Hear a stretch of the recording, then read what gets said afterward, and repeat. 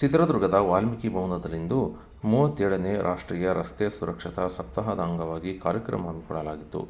ಜಿಲ್ಲಾಡಳಿತ, ಜಿಲ್ಲಾ ಪಂಚಾಯತ್ ಕಾನೂನು ಸೇವೆಗಳ ಪ್ರಾಧಿಕಾರ, ಜಿಲ್ಲಾ ಪೊಲೀಸ್ ಇಲಾಖೆ, ಜಿಲ್ಲಾ ರಸ್ತೆ ಸುರಕ್ಷತಾ ಸಮಿತಿ, ಪ್ರಾದೇಶಿಕ ಸಾರಿಗೆ ಕಚೇರಿ ಚಿತ್ರದುರ್ಗ ಇವರ ವತಿಯಿಂದ ಕಾರ್ಯಕ್ರಮ ಹಮ್ಮಿಕೊಂಡಿದ್ದು, ಹಿರಿಯ ಸಿವಿಲ್ ನ್ಯಾಯಾಧೀಶರು ಮತ್ತು ಸದಸ್ಯ ಕಾರ್ಯದರ್ಶಿಗಳು ಮತ್ತು ಜಿಲ್ಲಾ ಕಾನೂನು ಸೇವೆಗಳ ಪ್ರಾಧಿಕಾರದ ಸದಸ್ಯ ಕಾರ್ಯದರ್ಶಿ ಎಂ. ವಿಜಯ್ ಅವರು ಕಾರ್ಯಕ್ರಮದ ಉದ್ಘಾಟನೆ ಮಾಡಿದ್ದಾರೆ.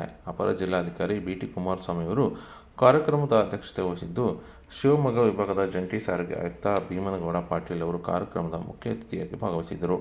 ಇನ್ನು ಪ್ರಾದೇಶಿಕ ಸಾರಿಗೆ ಅಧಿಕಾರಿಗಳಾದ ಭರತ್ ಎಂ. ಕಾಳೇಸಿಂಗ್ ಅವರು ಕಾರ್ಯಕ್ರಮದಲ್ಲಿ ಭಾಗವಹಿಸಿದ್ದರು. ಇನ್ನು ಸಸಿಗೆ ನೀರೆರೆಯುವ ಮೂಲಕ ಕಾರ್ಯಕ್ರಮ ಉದ್ಘಾಟನೆ ಮಾಡಿದ್ದು, ಇದೇ ವೇಳೆ ಸಾರ್ವಜನಿಕರಿಗೆ ರಸ್ತೆ ಸುರಕ್ಷತೆ ಕುರಿತು ಜಾಗೃತಿಯನ್ನು ಮೂಡಿಸಿದ್ದು ಕಂಡುಬಂದಿದೆ.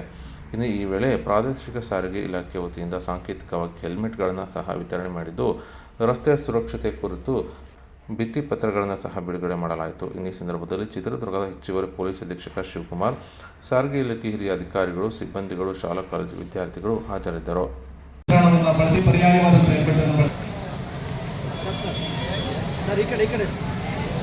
ಜಿಲ್ಲಾ ಕಾನೂನು ಸೇವಾ ಉಚಿತವಾಗಿ ಹೆಲ್ಮೆಟ್ ವಿತರಣೆಯನ್ನು ಮಾಡಲಾಗುತ್ತದೆ. ಜಿಲ್ಲಾಡಳಿತದ ಸಹಕಾರ ಮತ್ತು ಸಹಯೋಗದೊಂದಿಗೆ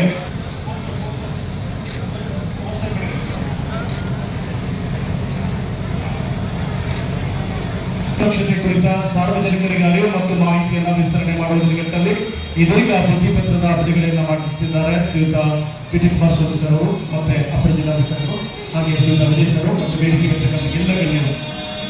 ಜನವರಿ 2026 ಈಗ ಭಿತ್ತಿಪತ್ರದ ಬಿಡುಗಡೆ.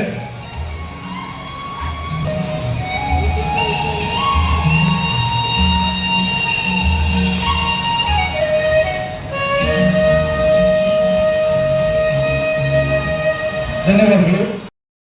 ಭಾರತ ಸರ್ಕಾರ ಇದನ್ನ ಒಂದು ತಿಂಗಳ ಅಂದ್ರೆ ಮಾಸಾಚರಣೆ ಇದನ್ನ ಅರಿವು ಮೂಡಿಸುವ ಕಾರ್ಯಕ್ರಮವನ್ನು 2025ರಿಂದ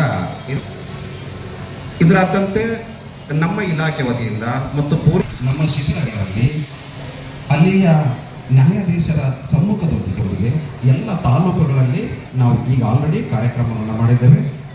ಗೌರವಾನ್ವಿತ ವಿಜಯ್ ಸರ್ ಎಂ ಹಿರಿಯ ಸಿವಿಲ್ ನ್ಯಾಯಾಧೀಶರು ಮತ್ತು ಹಾಗೂ ಕಾರ್ಯದರ್ಶಿಗಳು, ಸೇವಾ ಪ್ರಾಧಿಕಾರ ಚಿತ್ರದುರ್ಗ ಇವರನ್ನು ನಾವು ಸ್ವಾಗತಿಸುತ್ತೇವೆ.